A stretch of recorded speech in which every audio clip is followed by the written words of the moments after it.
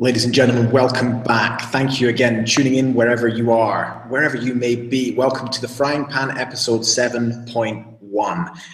That's right, we've got a decimal point in there. That is for a little bit of dividing between this podcast and the next podcast. As in a more advanced way, we're going to link two podcasts together.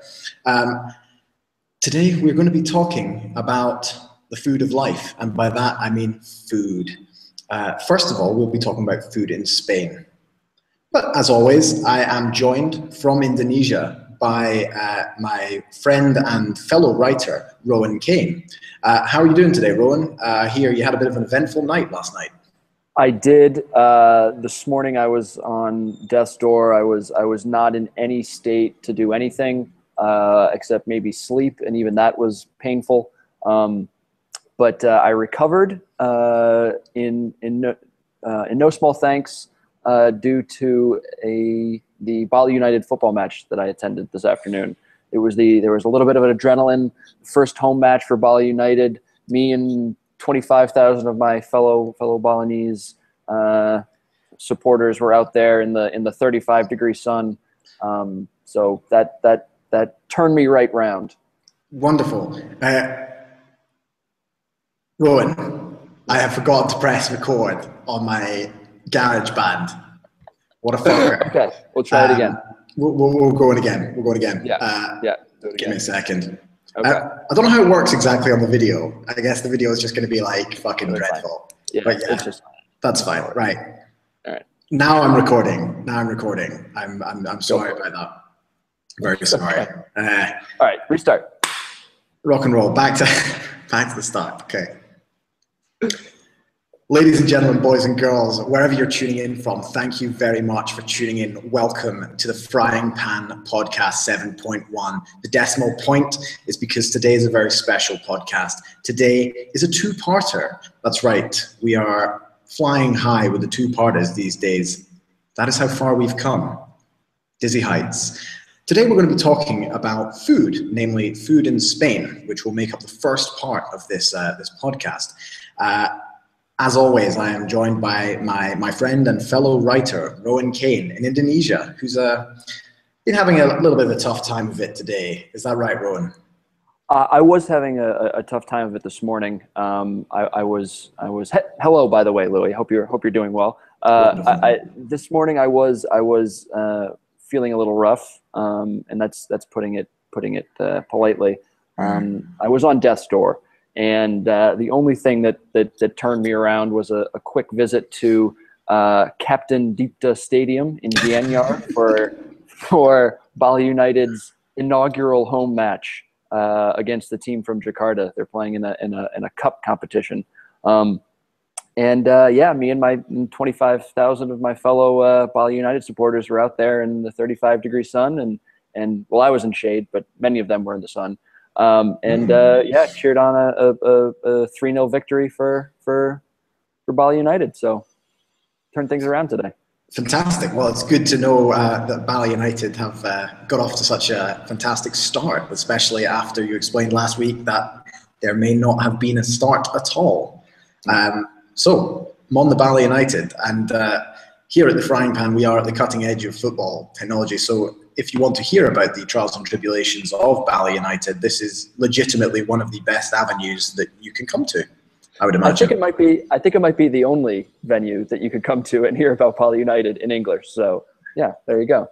Fantastic. We always go for it, the niche market, and this is truly niche. So Louis, I know you mentioned already that this is the first part of a two-part podcast. And we decided to break it up because food is such a lovely topic to go into. And we figured that giving 10 minutes each to Spanish food and Indonesian food doesn't really do either of them justice.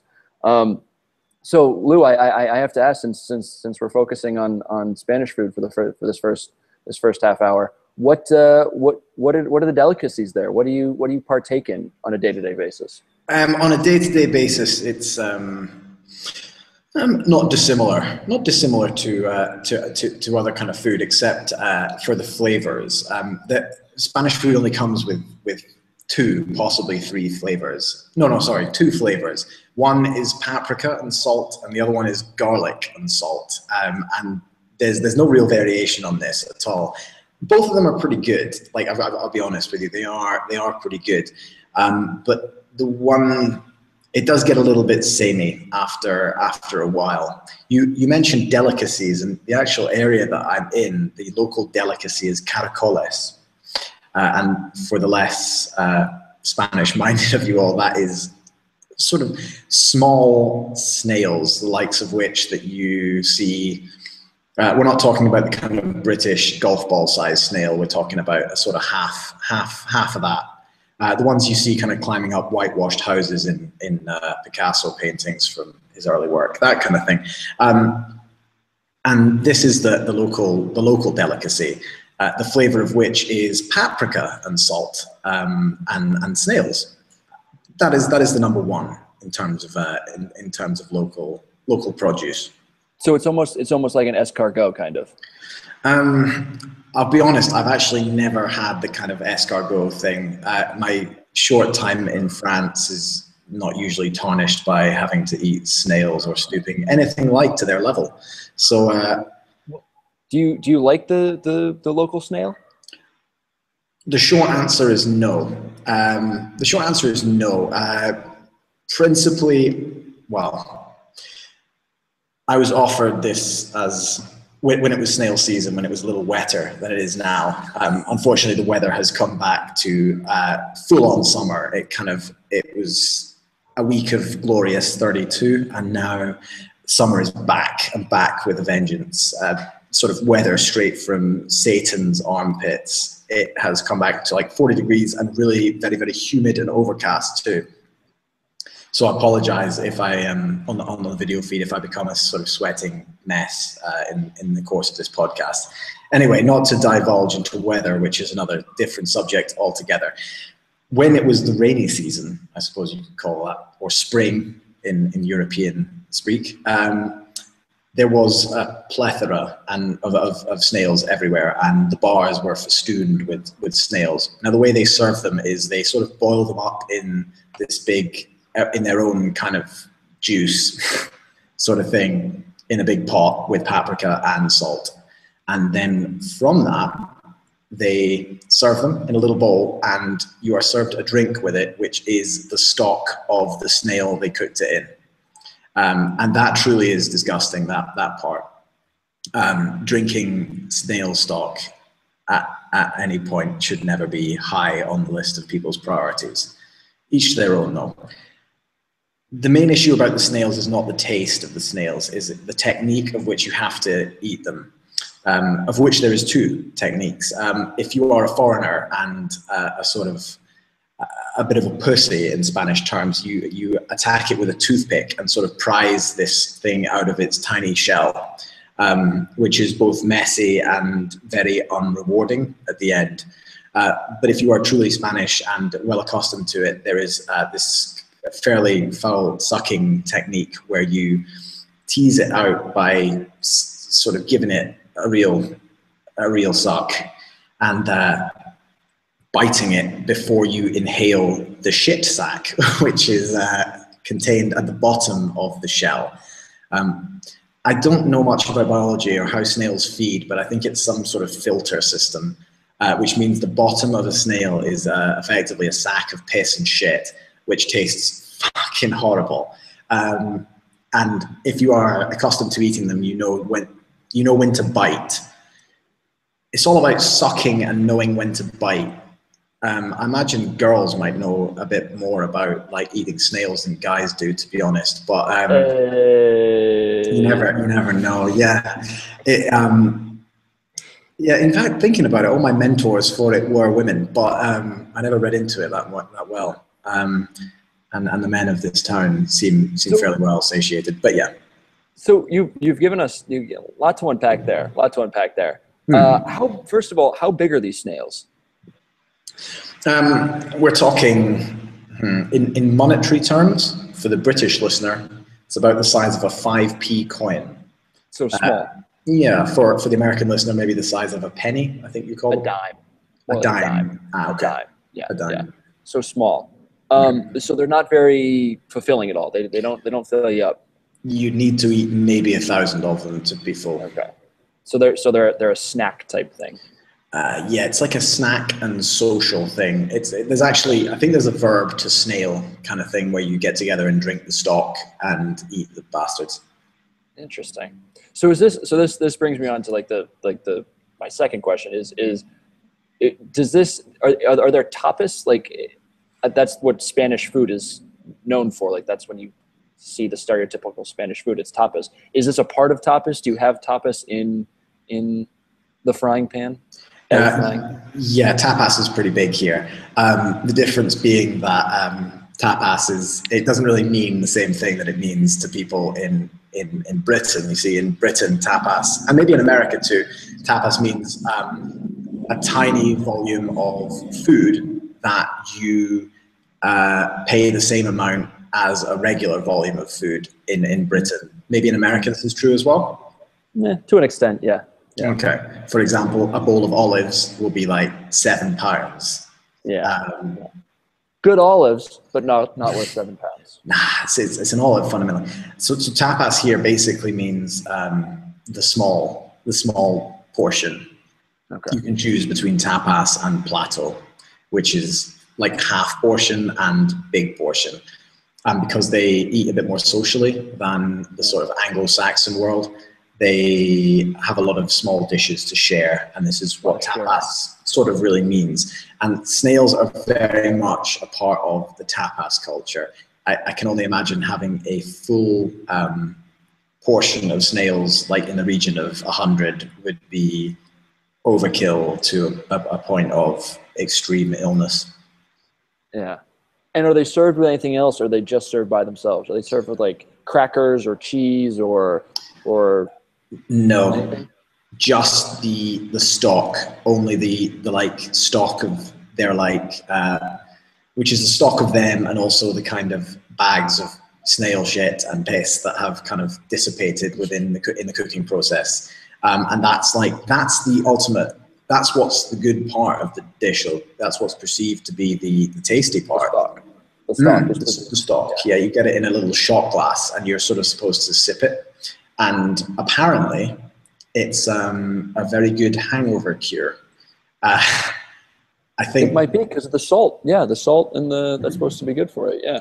Yeah. I mean, when the phrase "kill or cure," I think with a shot glass of snail stock really would typify that phrase there. Yeah. So how are these snails harvested? Are they just kind of picked off houses, or are there farms, or what is and is this a regional thing? Is this just around where you are, or is it kind of all over the south of Spain or all over Spain? I think it's all over the south. I don't think it's that big a deal up north. But Europeans, they eat it in France, so I suppose it probably hasn't been lost in translation from here to there. Right. Excuse me. But I couldn't comment about the north. In terms of where they come from, yeah, if you want to do it rustically, you can just grab them off the ground. I think something that is quite important is what they've been eating, because you can go down to the river here and just get millions of them. But the river is basically what they empty the sewage of the house on the edge of town onto. So I imagine snails eat that, and maybe it enhances the flavor, but it's also probably ridiculously dangerous. So there is a man who comes around in a truck who works on what I guess is called a snail farm, I assume, and delivers them. He has an articulated lorry and delivers them that way. Okay. So is this the only, this sounds like a seasonal delicacy. Are there summer delicacies? Is there a fall? Is there a winter kind of thing as well? I know you haven't been there for too long, but you've been through enough to kind of. Yeah, to get a good picture of it. Snails is the one thing that is quite a delicacy, quite a sort of specific time. It's the spring food. strangely enough, considering for the summer, and I think I touched on this in another podcast, is their food, apart from in spring when they have snails, doesn't actually change at all. And the one thing that you'd expect there to be here, which there isn't in restaurants, is salad. And I'm Scottish, and I would have thought that this would have been a good thing. But it turns out that after a while in the blazing heat, and I don't use blazing blithely here, it's really fucking hot. And like all you really want is a salad, kind of tomatoes and lettuce would be perfect. And it's not really a thing as like a main dish here. Instead, what happens is they are a huge fan of like the hearty cooking, which actually it brings me on to my next point, which is they have like quite a big drinking culture here when they eat as well. And like if you go out for dinner, or like when I go out for dinner, I'm always like fucking blazing by the time it's finished. Like no one else seems to be, but like I was gonna say, it's not just you, Lou. Yeah. And maybe they have a bit more restraint, but like usually by the end I'm like really drunk, and you go through like bottles of wine and beer, and then like a couple of like sort of gins at the end to kind of break it all down, and over the course of like 3 hours. So usually the days after I'm like, you know, I'm well, no different from normal, but I'm quite hungover a lot of the time here, and that is the one thing Spanish people do not have, is they do not have a hangover food, which is a pity. I noticed obviously in Scotland it's all hangover food. Yeah, there isn't really. They have the opposite problem actually. Yeah. Really, and I don't really. I mean, I've only been to America. Well, I've been to America quite a lot. I've traveled fairly extensively in America, and I could say that America are also down with the idea of a very greasy food in lieu of sobriety the next day. Yeah. So you're talking about the heat a little bit, and you're saying that it's hearty kind of cooking. Yeah. And it's not the case here, but I've been like craving some kind of hearty-ish food here. So I made some macaroni the other night with some kind of like cheese, like a carbonara kind of thing, but not egg, like a cheese carbonara, and like a cheese sauce. And the cheese doesn't go very well in the heat here, but Spanish cheese is like, that's a thing, right? Spain has a certain degree of cheese culture. Is that still there, or is it, or yeah? They don't have a big one down here, to be fair, actually. Okay. Like all the dairy is like quite firmly based in the north, and if you spend a week here, you will understand why. If you leave, they have, their cheese culture isn't really as good as, say, like France, as much as it pains me to say it. The French are really good at making cheese. And even sort of Italy as well, they seem to have done pretty well. In terms of Spanish cheese, like if you buy cheese from the supermarket and like don't refrigerate it, it's like an absolutely horrendous mess. And cheese does strange things when it's really warm. Like it sort of like grows a little bit. It certainly sort of sometimes forms a sort of impenetrable protective layer.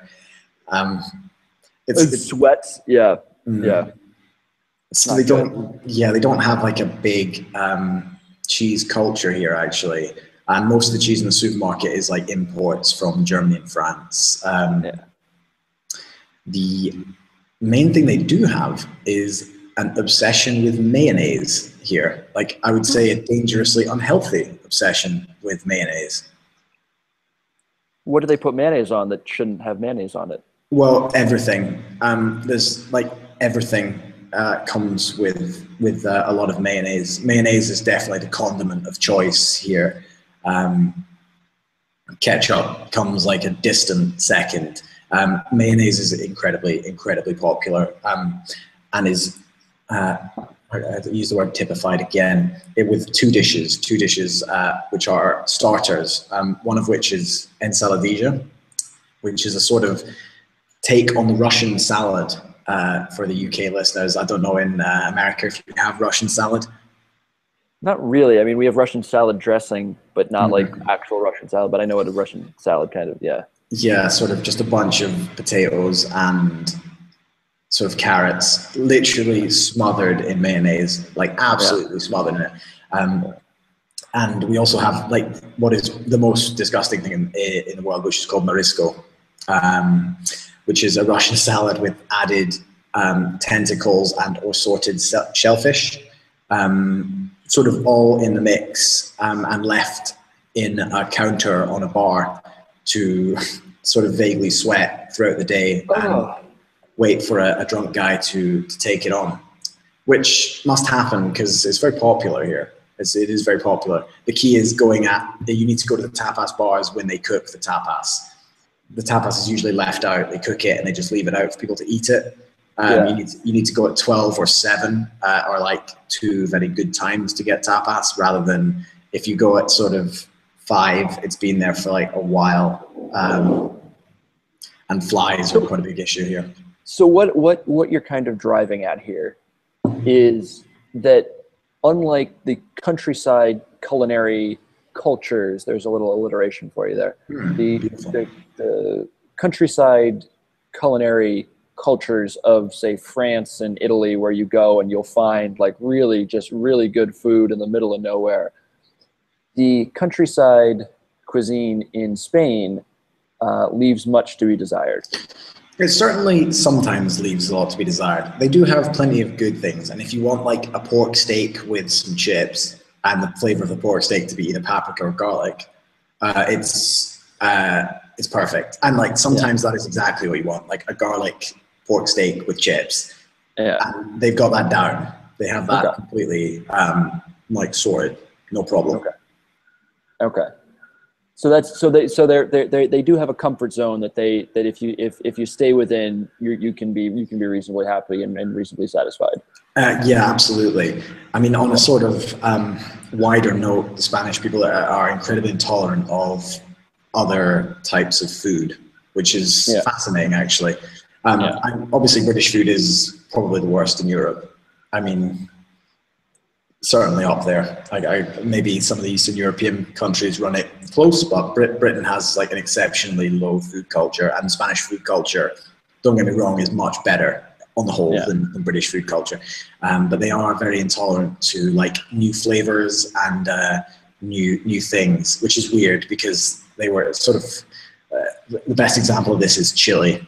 They really almost resent chili. It's as if like it's the last like bastion of Moorish occupation, and they won't touch it. They really won't. It's impossible to buy. It's impossible to even find in a fruit shop. You can buy chilies, but they've been like genetically enhanced to not be spicy, which is fascinating. And Morocco is maybe 200 kilometers south of where I am right now. Yeah. So you'd think like chili would be a big thing, but no, absolutely not. No. Maybe it has something to do with the Moors. Yeah, that's what I figure. So I think Will, you told me you had a really good expat experience this week, and I think we should get into that. I think it's time to hear about your extraordinary expat experience. Yeah, well, obviously last week, as you know, I went to Madrid for the weekend. I should say this expat experience of the week does tie in with the concept of food.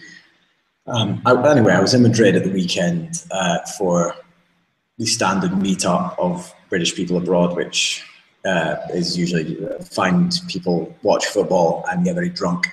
On the Friday before leaving, I had a chicken steak here in the town, and it was the first time I've really dealt with proper food poisoning. And I'd be very interested for next week's podcast. I'm sure Indonesian food may have done for you as well. But this was like the first kind of time I've really had like proper kind of food poisoning. So some of the hygiene standards in restaurants are questionable. I think in Britain they're probably a bit anal. Actually, they're probably too much. You have no idea, Louis. You have no idea about. We'll get to that next time, but please continue. No, no. So I've always had my doubts about this. Anyway, I woke up on the Saturday feeling like a bit rough, and I only had a few beers with the dinner, so I knew it wasn't hangover. And anyway, I went to Madrid, made it to Madrid. It was fantastic. We were walking around the center, and Madrid's a great city. Like, it really is. It's a nice place. It's got good bars, good nightlife, good people. Like, the whole thing's actually, it's a good place. I'd strongly recommend visiting. Anyway, we kind of walked. Great. No, it's a good one. It is a good one. Anyway, we've been sort of walking around looking at some of the touristy stuff, and my stomach was going nuts, like really nuts. But I didn't really want to be like, oh guys, I've got to go home. I feel a bit rough, you know, and that would have sucked. So I got to this point where I couldn't. We were drinking in a bar, and it was like H-hour. It hit critical mass of what was going on in my stomach, and I thought, like, fuck, like, it's got to come out, and it's going to come out one or the other way. And I never thought it might be both. Anyway, I went to the bathroom. Sorry, that's very American of me. I went to the toilet, and it was down to like this kind of horrible equation. Like the anti-Sophie's choice. I guess it'd be catch-22, but yeah. Sorry. So it's like, yeah, it was an absolute the anti-Sophie's choice. I had the porcelain thrown in front of me, and it was either sick or shit. Yeah. And this is what I had in terms of what I could do. So I thought, like, fuck, like, what am I actually going to do here? What am I actually going to do? And then nature took hold, and I threw up with such vigor, like such incredible, just like projectiles, and just the physics of it was quite amazing. It was literally like that Yellowstone National Park style, proper. Old Faithful. Oof, and how. And it, with such vigor, that I completely lost control of my bowels also. And like what I would describe as, and I've described it before as regally shitting myself. So I was kind of like, and I destroyed the toilet as well. Like, the sick was like beyond, it was a bit of a shame. There was only one toilet, and I could hear there was someone waiting to use it after me. And Spanish toilets are the best, so aren't good at the best of times. But yeah, done that, kind of followed through with like aplomb, I would say. And so that was that. And it's interesting what you do in these situations, is whether you try and cover it up, or you sort of just kind of get on with it. And I thought that sort of getting on with it would be the best course of action, of just saying, right, lads, this is the situation. Explain the situation, went home, and sort of got on with the day. I felt fantastic afterwards. Like, I felt fantastic afterwards. Yeah, it was great. I mean, it was proper. They talk about those purge diets. I fucking tell you, you just come down here and eat one of those chicken steaks, and you will be absolutely sorted. But yeah, that was my. It was. I had a lot of low, like Rowan. I've had a lot of low moments in my life, and there was like a sort of maybe 5-second period after I'd thrown up, before I'd shat myself, where I thought, like, well, this is pretty low. And then it only went lower. It just sort of happened, like, without me really controlling it. And then I thought, no, now this is the nadir. This is it. And that was that. So I can tick off Madrid as one of the many European capitals that I have thrown up or shat myself in.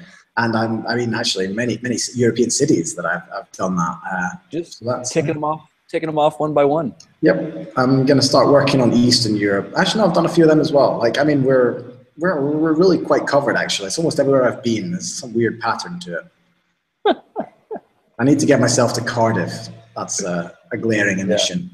Yeah, absolutely. So yeah, fantastic. Yeah. So I'm having trouble coming up with one myself about my weekly expat experience. But I think I'll just go a little bit more in depth about the game today. Yeah, no, we'd love to hear it. Yeah. Bali United won 3-0, as I think I explained. And the president of Indonesia was in the building today. Yeah. And so my latest Semawang story is about how Indonesia is very, not unwelcoming to foreigners, because they're very welcoming, but there's a very strong dichotomy between the local population and the white population or the foreign population. And you feel it a lot. And I felt it today walking into the stadium when I had my Bali United top on today, which I have on currently. Oh. Yeah, this is their away kit. So I was wearing this, and I was getting like literal laughs and like people pointing fingers at me about a white guy in a Bali United top. And I think I might have been the only one there. My buddy I was with had just a red top on because that's their home color. But yeah, it was just getting a lot of jeers, not jeers so much as, but there were a few, and comments. And, yeah, just kind of comments and ha ha ha ha, look. So it was, and being 6'5" in a country where the average height is like 5'2" doesn't really help either. No, I guess you are quite a spectacle, I guess, in that sense. Yeah. So yeah, that was that. Got into the game. This is the President's Cup, and this is the first tournament or first competitive match since the season was supposed to start in February. We've gone through this. Supposed to start in February. Started in early April. Was postponed after 2 games, and then hasn't been played since. So this is kind of in lieu of a season this year. So this is the first competitive match since April. And the president of Indonesia, President Joko Widodo, aka Jokowi, was in the building, not 20 yards from where I was sitting. Somehow we blagged our way into the VVIP section, and we're sitting, like right to his right, about 20 yards to his right. And we thought to ourselves, or we mentioned that there's no other country, no Western country in the world, certainly not the U.S. and likely not the U.K. either, where you could be 20 feet or 20 yards from the president, having almost no security and paying like $15 for a ticket for a VVIP ticket. That's pretty unlikely. I don't think. I mean, it's the idea of like the British Prime Minister even going to a football match is like beyond contemplation, really. So yeah. But yeah, that was it, and that the walk from the parking lot to the stadium didn't quite get rid of my hangover, but the spirit of the game certainly helped. And then by the end, by the drive home, I was feeling a little better, and now I'm almost recovered, not quite, but hunger took over, and because I hadn't had anything to eat all day, so that's good. I'm still starving, even though I've had dinner and a sandwich, but we'll sort that out later. But yeah, that's. No, we'll come on to it next week about being starving in Indonesia for you personally, anyway, rather than any kind of terrible social affliction. Yeah, segue. So I think we'll leave it at that, Lou. Absolutely. Well, Rowan has been mixing it with the high and famous in Indonesia. I've been mixing my body fluids on the floor of a Madrid toilet. And on that note, we will bow out of the Frying Pan episode 7.1. Thank you very much for tuning in. If you want to follow us or follow the podcast, you can. We actually have a new website, which Rowan will tell you about in a second. But if you want to follow me, you can follow me at my magazine, which is Talking Soup Magazine, or if you tweet at Talking Soup Magazine on Twitter. Rowan, tell us a little bit about the new site. Yeah, big news today, guys, or this week. Not only do we have a new site, thefryingpanpodcast.wordpress.com, which looks good, very simple, but aesthetically pleasing. But we are also on iTunes now. So we can subscribe to the Frying Pan podcast on iTunes. Just search the Frying Pan on your iTunes store. Subscribe, give us a rating, all that kind of stuff. So we're moving up in the world, Lou. We are moving up in the world. If you want to get in touch with me, at RLM Kane on Twitter, or you can check out my blog, semawongstories.wordpress.com. Good chat this week, Lou. Man, always love talking about it. Always love talking about it. It's always a good time. It's fantastic. Keeping it in the gutter. Keeping it in the gutter. That's what yeah. Oscar Wilde said something about being in the gutter and looking up at the stars. But this is kind of that without the stars bit, especially if you're face down in the gutter like that. He never factored that in. Yeah. It's just wanker. Anyway, by the by. Anyway, folks, tune in next week to hear about Indonesian food and some more expat experiences. I'm Lou Rive. Thank you very much for tuning in. Rowan, thank you very much for talking to me today. Thank you, Lou. Have a good week. You too, Rowan. Everybody else, take care. Arrivederci.